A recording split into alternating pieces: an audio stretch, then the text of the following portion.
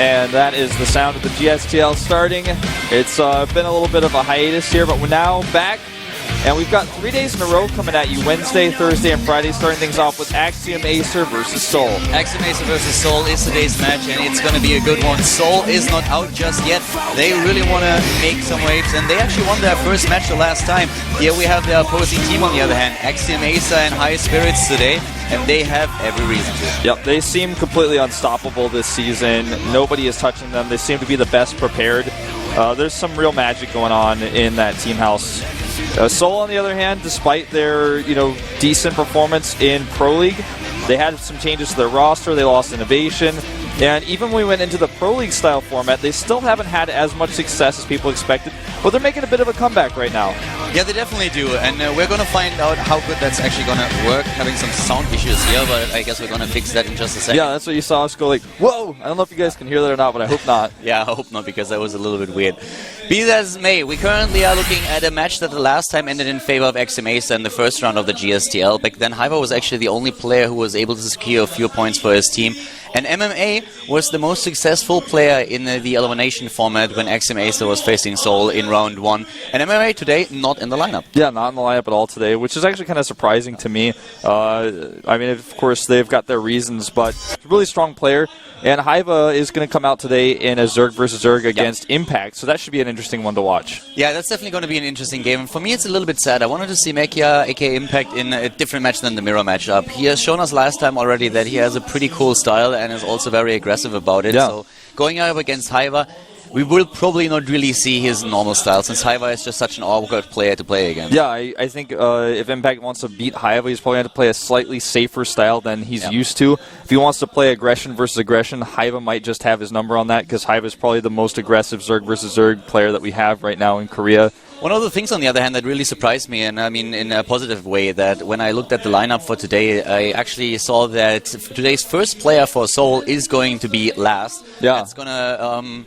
that's definitely like reason for a lot of puns, but at the same time it's also nice to see that they are now relying on a Terran player that was very, very absent in the entire GSTL season. Yeah, in that sense, I mean, we've got Impact coming in as kind of a newer Zerg player to the Axiom Acer roster, giving them that extra depth, and then finally Seoul is kind of matching that with finally adding a Terran player to their roster, because it's been just Protosses and Zergs so far, a very predictable lineup, almost Prime-like. You almost exactly know who you're going to face before the lineups even go out. It's also really interesting, the matchup that he's going to play, because last so far, when you look at his offline performance against Protoss players, he hasn't won a single map. He's up against Crank today, and Crank has also a pretty horrible record against Terran. But the thing about Crank just is, like, he's always the guy who's willing to just shoulder the burden and try to push his team forward to like lead by example.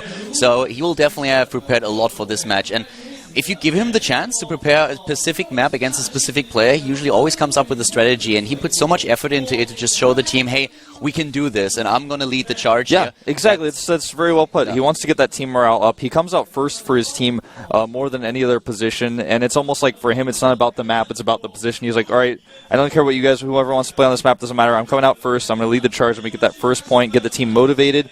And it works out for them a lot of the time. Even when he loses, it just doesn't seem like it affects the team too often. Like the last time, for example, when he was the only player that lost on the lineup and was very critical towards himself afterwards in the interview.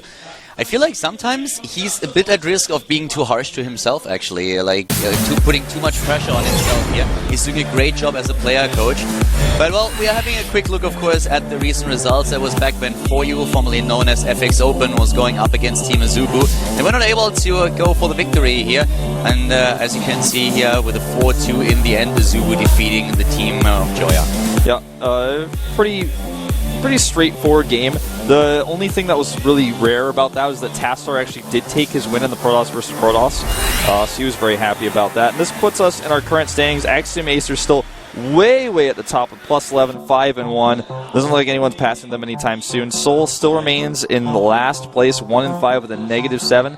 But if they get a good, solid win today, they could definitely still make it into the playoffs. Yeah, and Seoul is kind of the only team that still has that chance. 4U already in a really bad spot, since they have 2 additional team victories, but they are all the way down in the rankings here. Seoul might be able to surpass them. But it's definitely a very tough match for them today. They will have to win it today, and Axiom Acer with the 5 wins and only 1 loss, a plus 11 indicator. They are just out of this world right now. Yeah, absolutely. I mean, I think I don't know what they're doing, but whatever it is that they're doing to plan for these matches, they're doing it better than the rest of their teams. If you look at their players themselves, they're really strong players, but they're not big, flashy individual league players like you would expect, like, oh, look at that lineup, they're going to crush everybody. It's just the way that they're making their choices, the way they send their players out, the maps they choose, and the strategies they pick. It's just out of this world how successful they are. Currently, we're looking, of course, here at the details for both of these teams. Keep in mind that now with Last actually performing for Seoul, we have finally a Terran player in the roster, so they're a little bit less predictable than they were in the past. That might be one of the things that they need. If Last can give us a good performance today, maybe he's the key player that the team was missing, because they are the Pro League champion, and in the GSTL so far, they are not doing well at all. Innovation, of course, left. He is now playing for Mesa. At the same time, though, the rest of the player is definitely performing subpar. If you look at the names, Haiva, Dia, and Trap, not really on top of things these days. Yeah, at least not in Team League. Yeah, you're totally right there. There's always feels like there's a little bit of tension between these two teams because of innovation, but if he comes out, he will actually be playing the last. We may not even get to that point, depending on the scores. But here's the lineup for Axiom Acer. As you can see here, Axiom, Alicia, Protoss player, representing along with Crank. We've got Ryung and Hart playing today. MMA, as mentioned before, not playing, and we'll have, of course, Impact and Innovation to close things out. So, solid lineup of players, and they finally have Impact there as their Zerg representative. Innovation, by the way, is still on very friendly terms with the Seoul team, who was sitting with them earlier with the players and talking to them. And it was a pretty relaxed atmosphere. Right now, of course, we have the entire team here in the back of the picture. You can currently see Seoul. Innovation today without the glasses. Yeah. Going glassesless. I was trying to think of a more clever way to represent that word, but couldn't. There's MMA. Could be the ace player today. Yeah, he could actually come out. Match. That's true. That might be something that catches Seoul off guard if they come to that. The map would be Frost, so definitely a possibility. Starting map, by the way, is Fruitland, always a highlight. Yeah. And here we have this Seoul team, of course, with great players like, for example, Dia. We have Trap in there. We have Haiva. Last finally making an appearance today as the starting player. Wangshin, not really successful this season. The same goes for Sanai. Yeah, Youngju as well, who will actually face Innovation in the 7th match if it comes to that, and that is going to be, like, probably impossible. I definitely don't envy him for that. I don't want to see the odds on that match. If I were Youngju, I would stay off the internet on that one, because, I mean, the chances of I'm not even going to get into it. It's going to be basically impossible. We're probably going to watch him get wrecked unless he pulls off a miracle. There's Deer, a player that's been under, a lot of people's eyes, and he's, of course, got a lot of stress on him right now as he's performed really, really well in WCS, was not able to win at BlizzCon, but definitely a top-tier player, and if he comes out, you got to be thinking the same way you think as when you go up against a player like Innovation, for example. Here's our map list. Here's the list of matches today. As we talked already before, Last is coming out first, and he's playing on Fruitland against Crank. Then we have a Terran versus Zerg, where Sanai can prove himself once again. He's going up against Hart today. And then we have, I feel, two of the really important matches. The mirror matches with Alicia going up against Trap and Impact against Haiva. Dia against Ryung, another highlight here. Innovation versus Youngju, as you already said, should be a very clear victory for Innovation if nothing weird happens here. If Youngju doesn't go for some kind of crazy timing and catches Innovation off guard, which I have not seen in like a long time. Yeah. Usually you don't beat Innovation, it's just that he beats himself. He makes one critical mistake in the game, but it's not like you can outplay him. If you look at the lineups of these two teams, it looks like Seoul is actually favored for the matches that they get, but because it's Axiom Acer, there's just this feeling like even though they're up against tough opponents, they will come through because they've come through time and time again in the past. And that's what makes this such an exciting match for me, because you've got the favorites, Axiom Acer, up against tough players. And this is what Ryung does. I can't see his face, but I can tell you 100% that's Ryung right there. Yeah, that is definitely Ryung. Always also in his Adidas jersey there. I always love how stoic Crank is about it. He doesn't even crack a smile. He's just standing there. Even the Seoul team is laughing at it. And Ryung is just doing his thing here. Oh, the hint of a smile on Crank's face. Almost showing it.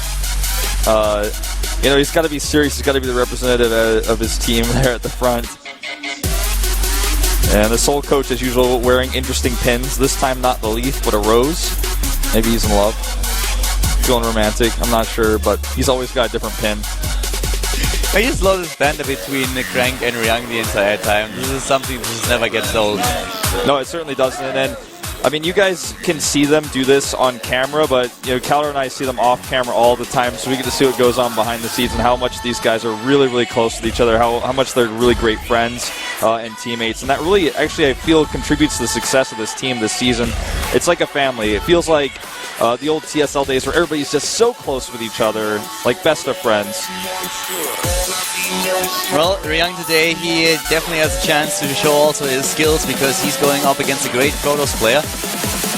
Innovation, I'm actually not quite sure. Is he going to show us the glasses later, or did he also get surgery? Yeah, that's a good question. With how reliable the surgery is in Korea right now and how cheap it is, it's actually, actually, I would expect that he probably did get the surgery.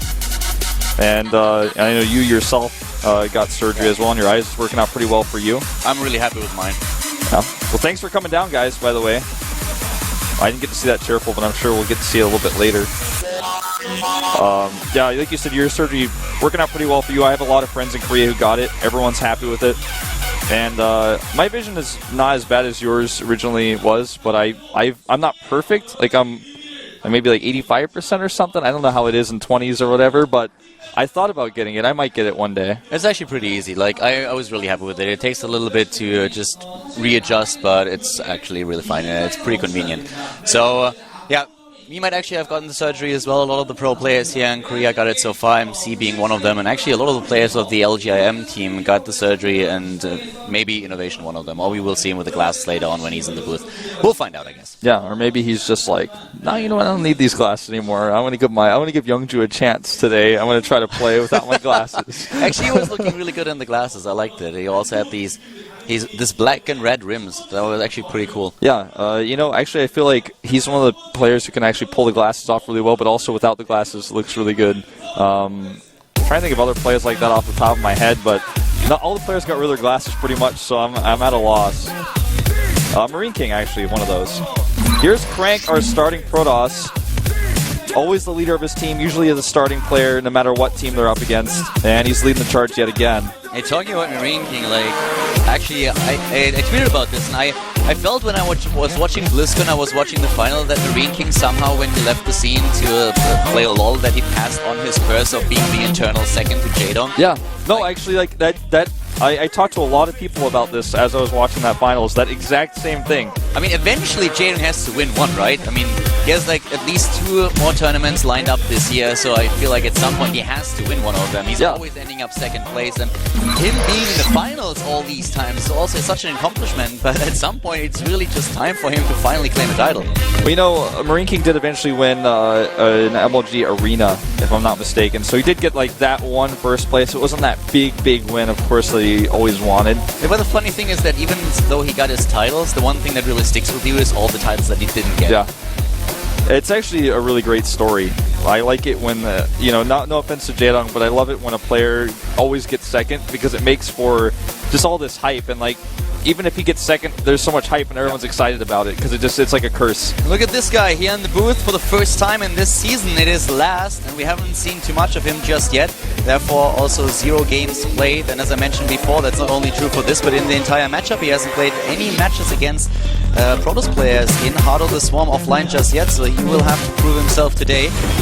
The surprise that Seoul had up their sleeves, and will Crank be able to take him down? Crank himself, not really the greatest player in the matchup, but always a reliable force for his team. Look at that smirk. He's got a smirk. There must be some sort of banter going on in the chat, but Crank is just honestly one of the most well-mannered Korean players I have ever met. He's supportive, he's just a strong leader, and it's great that he can also continue to play. He's done what basically no playing coach has ever been able to do, is be a playing coach, as a player, as well as kind of a mentor to his team. And he's, I guess, the most successful one we've ever had. And for last, he played, the matches that he played were against Harding and against Rain, and he didn't take a single map there. It was back in the first season of the Premier League this year, and also, of course, in Pro League itself, where he lost the best of 1 against Rain. Right now, though, we are heading into Fruitland, where Crank has to deal with Last, and let's see what Last has been hiding for the last few weeks. Yeah, let's see. I mean, is he in shape right now? That's the question. Because if he's doing well in team practice, and he comes out against Crank. It could be a tough match for Crank. It's his worst matchup. Let's find out right now on Fruitland. This is the GSTL Axiom Acer versus Soul with Caldo and Wolf.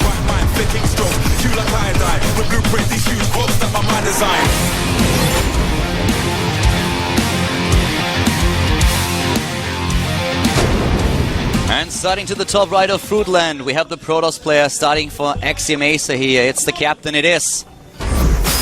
Axiom Crank. Oh, captain, my captain. Player coach here. Crank, always a reliable force for the team, always putting in a lot of effort. Puts himself out here as the first player against a Terran that we haven't seen for a long time.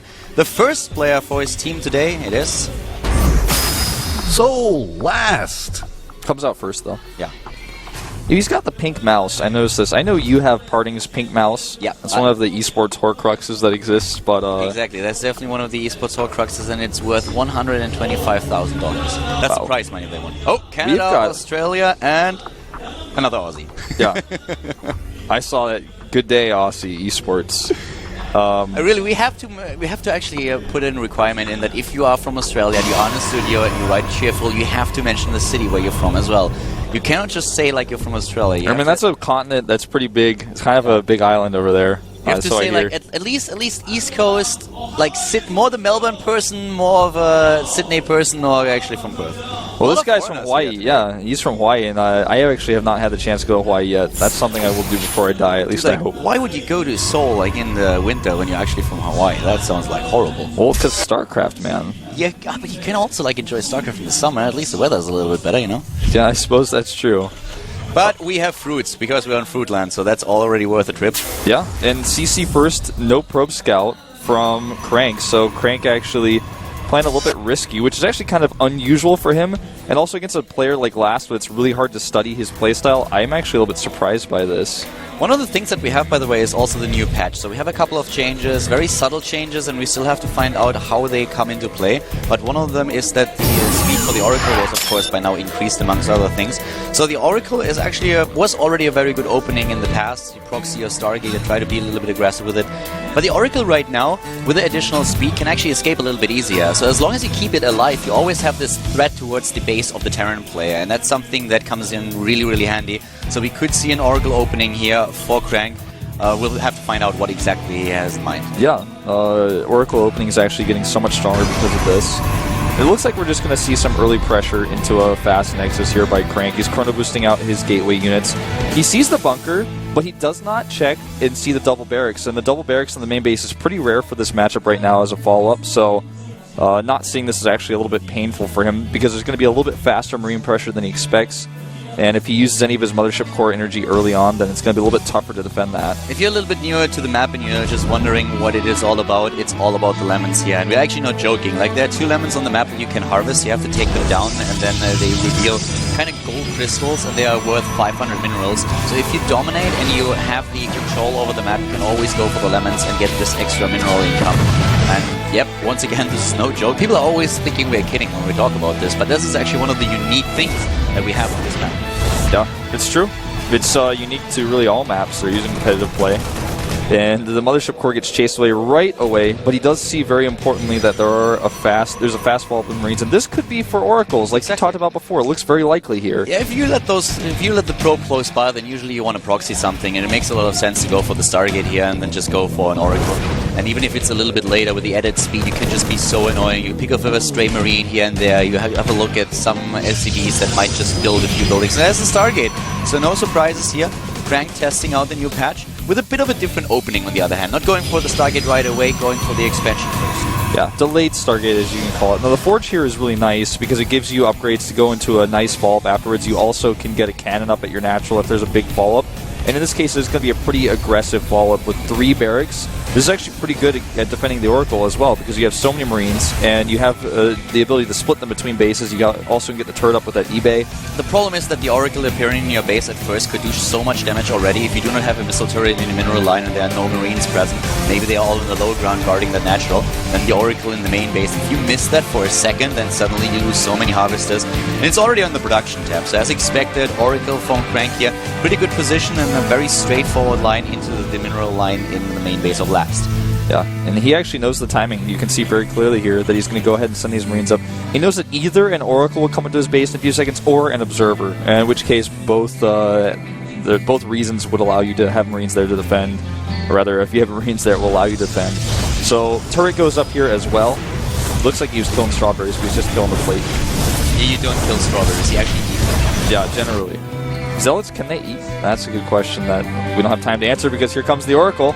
Yeah, Oracle is moving in. The Marines already spotting it immediately. Nice reaction here by Last. Good job so far. And here we have the stray SCV that I was talking about earlier. You pick what you can. Yeah, exactly. And he only makes one, which forces turrets, which costs money. And he can use that Oracle to so much good effect. You know, picking this Marine off, not very energy efficient, but it doesn't matter. He'll be able to come back with the Oracle later and use it for detection. Yeah. He can use it for revealing units, so he can always know where the dropships are. The Oracle basically is now the Ferrari amongst the air units that Protoss have, and that speed boost helped so much. But against the missile turret, you still have to be careful, because it is still very, very squishy. And Crank is heading into Twilight Council and then straight into the Templar Archive, which is something that we see a lot after an Oracle proxy. You can go straight into the Archons, you can go for Storm, you have the charge lots if you want them. So there are a lot of follow-ups that you can go for, and that is going to help you a whole lot. Yeah. And the reason why this is such a good follow-up is because the Oracle keeps the Terran player occupied, keeps him in his base for a little bit longer. He wants to be out pressuring with his Marines. He went triple barracks, so he really wants to get out there and do some damage, but because there's one Oracle even, moving out is not a safe idea, and this allows the Protoss player, Crank in this case, to tech up like crazy, spending all of his gas on tech. He has basically no gateways. He's adding them now, but he's getting +2 armor, he's getting charged through the Templar Archives. That's so much gas that if there was an attack, he would have to use and making sentries to defend, but with this Oracle, just one Oracle, it keeps the Terran player occupied. Yeah, Crank in this particular scenario is relying on one forge. We've seen double forge openings after heading into the expansion and the proxy Stargate, but in this case we have him with just cranking out those armor upgrades, and that will of course especially make those Zealots very beefy that are at the front trying to tank the damage and also pushing the line of bio units back. The Oracle is still alive, and this is one of the great things in the new patch. It's so much easier to keep it alive and to keep it a constant threat. Not only an option to scout what's going on, but always the possibility of the Oracle just trying to sneak into the mineral line and do damage. Yeah. And with the Oracle, he can also use the Revelation, but it's actually Last who moves out, and he's going for the lemons here. Such a smart choice, and without the reveal on this army, he does not know that. He has no way of knowing, so he's actually getting geared up to defend here. He's chrono boosting his Storm and his Charge like mad right now. But there's just going to be a lemon grab, and he's probably going to take a third base with this and pressure a little bit at the front, but getting that extra 500 minerals is excellent, and there's that expansion that I was talking about. Will be delayed, though. Yeah, here comes the Oracle again, just swoops in, takes the SCV, and goes back home, even goes for the Revelation here, while the Terran army proceeds to put some pressure onto Crank's Natural. The Zealots already lined up here, the Mothership Core in position for the Photon Overcharge. Here come those Marines, Photon Overcharge is active, but Last is still moving in, taking down the pylon, and trying to maybe even get a few pickoffs on one of those items. Yeah, the Storm here, a very nicely placed one. It doesn't hit anything, but that's because Last moved back, not because the Storm was a bad Storm. And this just buys him all the time he needs. And you can see that Storm timing was razor thin. He barely had it out in time. He had the Templars pre-made. He had enough Charge Zealots to buffer. But the thing is, now Last controls the map, and he's taken a third base, so Crank will have to account for this. Also taking the next lemons. He already has an additional mineral income by 500 because of the because of the SCV earlier. Now he's getting another one, and that is something that I really like about Last. To be quite honest with you, I feel he's playing a great game here. He has a very good map sense. He didn't lose anything to the Oracle noteworthy. He is controlling the map in general, takes those lemons, just trying to solidify the slight advantage that he has over his opponent now. Yeah. And I'm actually really impressed by this. I expected someone who played, of course, with innovation in the past and who plays on a Kespa team to play a little bit more just only macro-oriented, a little bit more robotic, but he's actually really taking this totally new map and using it to his advantage, controlling things early on with his bio army. The third base is going up now for Crank. Pylons are being cleared all over the map. Nice map awareness here by Last. He finds another pylon at the right side of the map. At least he saw it. Yeah, now he's going to turns get it around and takes it down. But what I have to say as well is that Crank is actually doing a really great job with his upgrades. He's already on the +2 armor upgrade, he's heading into +1 attack, and that gives him an advantage over Last, so in a battle that could be the decisive point. But the bigger battle is of course going to occur between the Ghosts and the High Templars. You need to be able to just dodge those storms, take the High Templars out of the picture to win those fights, because this is one of the biggest assets in the arsenal of a Protoss player. That Storm right there, not killing anything really, but will actually weaken this army, which delays any sort of attack or any aggressive potential it has. Only 3 medevacs to heal there. It's going to take quite some time. finishes up. All the Vikings that we see, well, he only made 2, okay? I thought he had about 5, but he's only got 2 Vikings out, so those not going to be too useful right now. This Zealot run by, on the other hand, could be extremely useful. Drop in the main base, the Storm goes down, and the Photon Charge is active as well, forcing them back once again. And Crank, he doesn't skip anything with the upgrades. It's like upgrade after upgrade. There is no just wasted time for him. He goes for the +2 attack upgrade right away. He tries to send those Zealots in. This is exactly what he had those 2 Pylons for at the right side of the map that were taken down by last. So Crank's still trying to just pressure his opponent and put him in his place. Even adding the extra tech now with the robotic spade, trying to go for Colossi. Yeah, that's the transition point. And Calor, see this armory right here? So this late. is the big problem that Last has, because it's going to be 2-2 before 2-2 is even potentially started, depending on how much he chrono boosts that. Think about how much time is wasted on those double engineering base that he has there. I feel that he thought he built that armory and then realized, oh my god, I don't. Because I feel at this point, if you have a double engineering bay, you want to go ahead into the 2 upgrades right away. And with the armory now just coming up, I think he just probably clicked and for some reason it was cancelled. And then he realized, well, I don't have the armory, I can't go into the upgrades, and now he's losing so much time on it. Yeah, most Terran players will tell you that when they start their second eBay, they start their armory at the exact same time so they can continue that upgrade production. He doesn't miss a beat, though. The second his armory is done, he does start that, so... And he meets he's going to be about 1 cycle behind, but it could have been even worse. This is not enough Marines here to deal with this, at least not 100%, because the Zealot is going to work on some of those SCVs, and he's going to draw the army away and try to attack the 4th base. Meanwhile, there's a Zealot drop in the main. Crank with the multitasking. He could have gone for the 4th base here and at least try to apply some pressure, but he takes out at least the Marines that are guarding the Zalnaga watchtowers. While in the main base, there are still Zealots going to town, and finally a few units are heading over there to chase them down, but like they're way too late. The Vikings are moving in to take down the Warp Prism, and that is already going to shut down that aggression for now. But a couple of those supply depots were down, and now we have even another force of Zealots running into the 3rd base once again. Crank is so good at multitasking, and Last, quite frankly, in this game is not. He's not dealing with the Zealots killing his depots, he's losing SCVs in the main. He's basically 1Aing his army left and right to defend, and he's never splitting. These Zealots actually may kill the Ghost if they target. Even if he doesn't, he's going to kill so many SCVs. Either way, 100% worth it here. Yeah, and the Zealots are finally going down. At last, they will die. And just looking at the game right now, we have a bit of a supply advantage still for the Terran player, but Crank with this upgrade advantage is definitely going to give him a run for his money in the next fight. Yeah, and the tech advantage he has now with double Colossus production with range and the upgrades. Yeah. So this is, I mean, if you just look at the supplies alone, the army supplies, like, wow, Terran player's up 20 army supply, but I bet he's down about 3,000 resources in army cost with all the gas in this Crank army. And also, this is something that he was able to achieve even though he was down 1,000 minerals, because last he claimed those 2 lemons, and that gave him an advantage in the mineral income. An advantage that doesn't really play a huge role anymore, since Crank, yes, he's wasting a few resources here by sending those Zealots in, but the damage that he does because of them is just so significant, and he also distracts his opponent. Yeah, and because that Oracle is still alive, he knows exactly where the Terran army is at any given time, so he knows he has an opportunity to come over here and poke at that 4th base again. The 4th base has been around for a while, but it has not been mining this entire time, so it's basically like he's been on 3 bases anyways. And double Stargates here, my only guess is that we are going to have a transition into Tempest.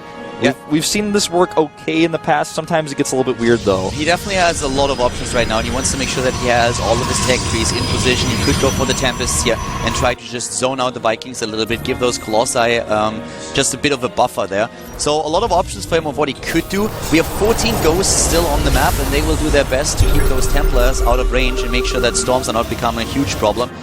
With the 4 bases against 4 bases, actually at this point Last doesn't even know about the 4th of Crank, as we just saw on the minimap here with his vision. But just those Colossi in general, 8 Vikings going up against 5 Colossi. Yeah, you know, I like this. The way that Crank is playing this is like, I'm better than you at late game, I feel. He's getting, of course, those Tempests. He's got the Fleet Beacon on the way. These Templar will fall. Nice. But he's also getting preparation for nukes. Knows he has cannons on the high ground. He knows that nukes may actually be a factor in this game with all the Ghosts that we have out. And late game, usually end up trying to nuke some bases. A good attempt here to snipe a Colossus, but doesn't get anything. Yeah, doesn't get a whole lot and eats a Storm in the process. Once more, we have Zealots heading over to the 3rd base, and the bunker just does so much for him right now. Yeah. Without the bunker, even with the bunker, 39 workers killed. That just shows how meticulous Crank is about attacking his opponent's economy. The bunker is preventing the worst here. Without that, Last would have lost even more. And this pylon to the right side of the map is just a constant cause of trouble for the Terran player. It certainly is, and I think this time he's going to do a little bit more damage, especially if Last just happens to be moving out. He has one really smart sensor tower in the middle of the map, but it does not spot any run-bys coming around the southeast here, and he's actually going to get in there undetected. There's no base at the bottom right, and now he's going to town on these Marines. They're going to get killed instantly, and that's already making it decently worth it for him. And if he actually just targets the bunker down, it's going to fall so quickly. He can even just hold position on the SCVs. Yeah, the SCVs are probably going to try to block those spots and make the surface area a little bit smaller for those Zealots, but a lot of SCVs will die if Crank micros the Zealots. Currently, it's just going for the bunker, and with only 2 Marines in there, there's just no chance. The rest of the units are moving over, trying to take down the Zealots, but so much damage already done and mining time lost. Crank on 4 bases himself, having a great income here, and definitely taking a lead there. And just adding more and more tech. He goes for the Tempests right now. He already started the +1 attack upgrade for the air units. We see him with the Dark Shrine. The Plasma Shield upgrade even for his Archons, which is something that so many Pros players neglect. And that first Oracle, never disappearing, still here in this game, actually having some utility. He's just getting a really nice composition, and the problem being is that we still have both players about to be maxed out, so the fight is going to determine how this game goes.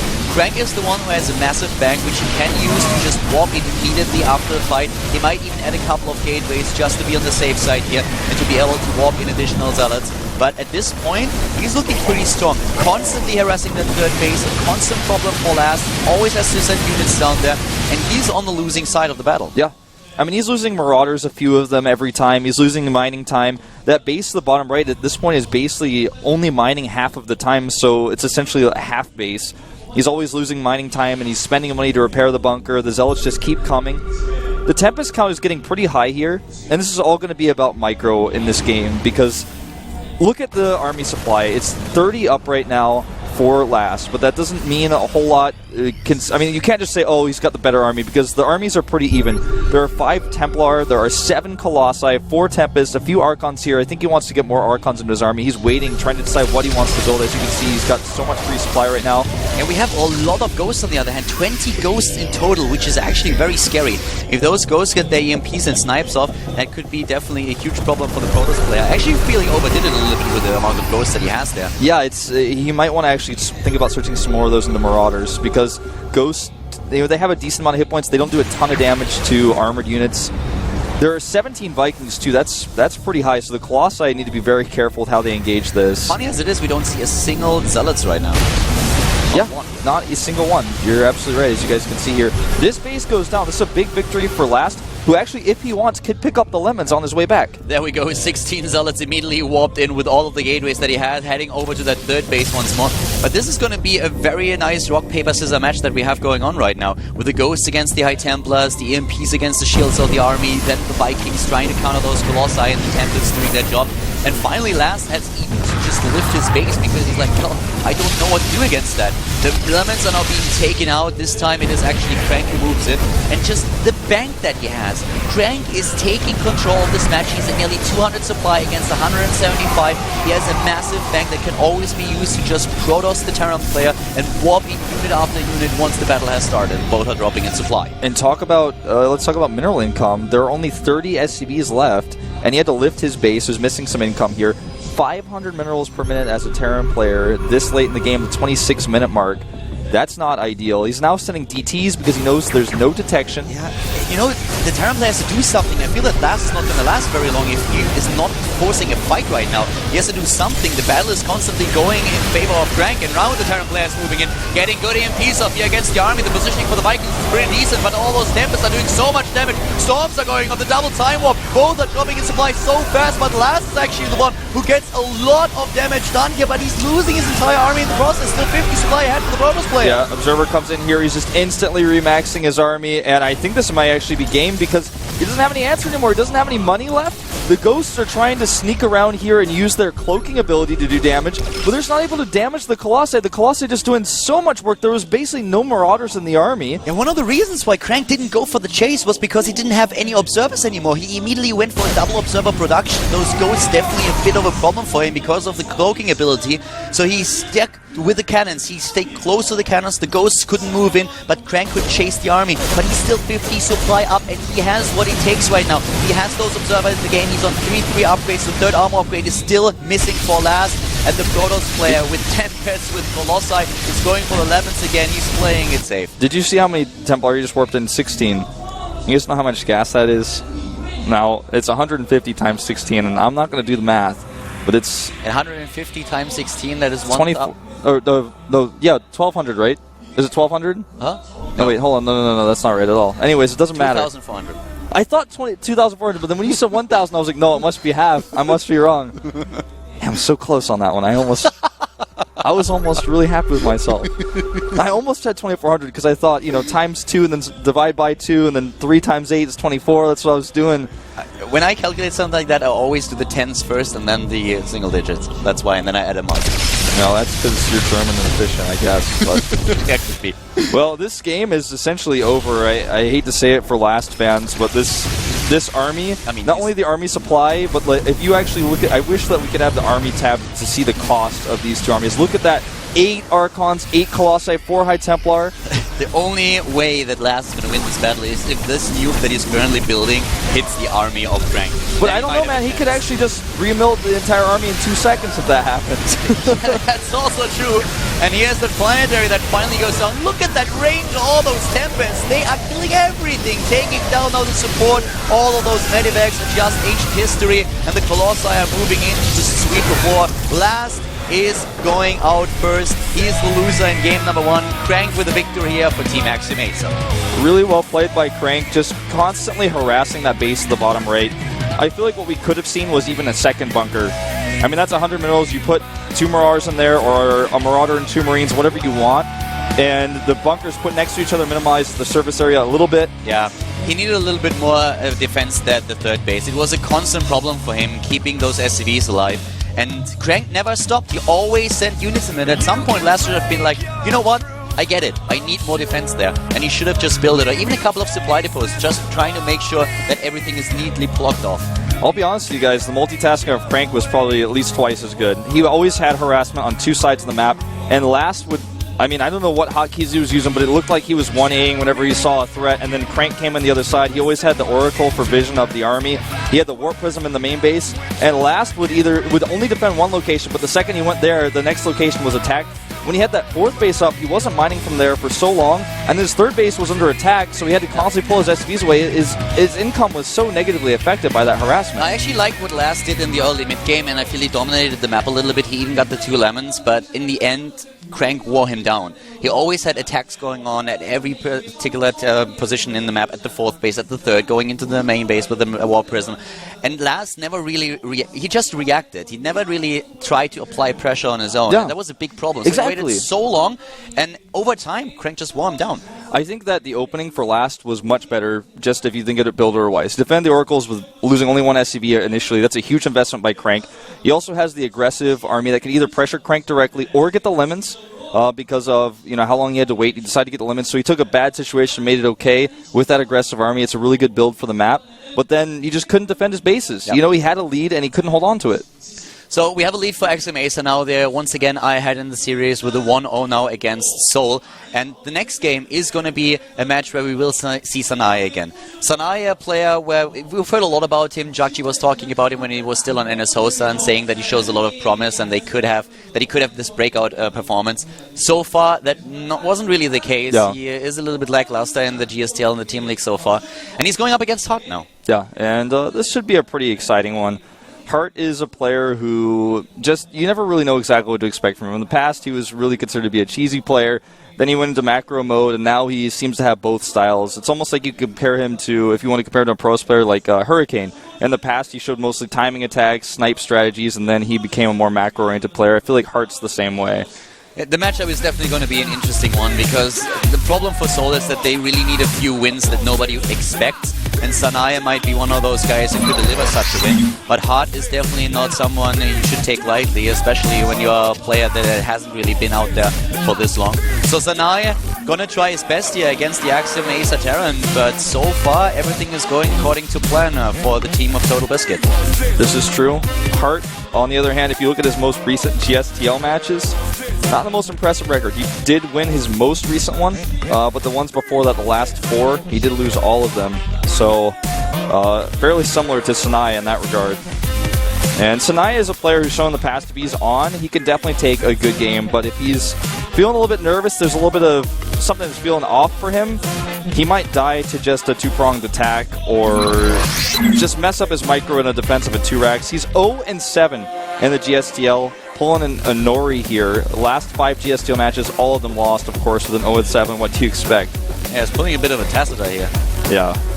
Not looking good at all. And that's his, of course, full-time GSTL record on Innis Hosa as well. Yeah, so Sanai really has to show us something right now. He was able to win against Wang Xing in the WCS America Challenger League. But guys, before we head into this match, we have a 5-minute break, and as soon as we are back, we see Terran versus Zerg here at the GSTL with Seoul going up against Axiom Ace.